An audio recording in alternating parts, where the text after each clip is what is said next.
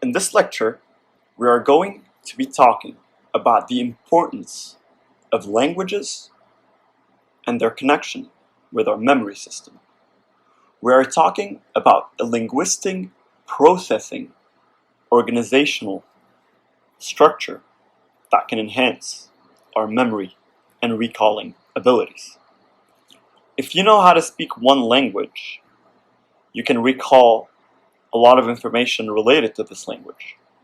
If you know two languages and you're as efficient in both of them, you probably remember double the amount of information. If you know three languages, it's tripled. If you know four languages, it's quadrupled, and it keeps on expanding.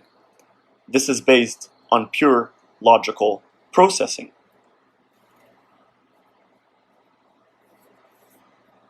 Research found that, generally speaking, young adults who are proficient in two languages only reflect better on attention and concentration tests elaborated by these researchers. And it does not matter when they learn the language. The acquisition of a new language by itself automatically increased their attention and their concentration. And we talked about this previously. Concentration, attention, and focus are primary elements that can enhance our acquisition, storage, and recalling ability. So basically, that can enhance our memory. Now, when we talk about our memory reactivation, this improves our recalling ability. We might be able to manipulate this process to our benefit by sleeping more, so that we increase our slow wave sleep, and simultaneously we stimulate memories during that slow wave sleep.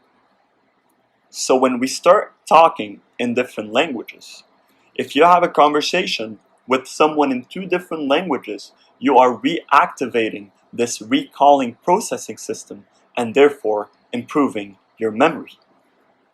And learning, which is something we're going to talk about separately, creates a snowball effect. But here, we're going to be talking, of course, about linguistic learning. And the more you learn, the more you'll have to retain and remember information.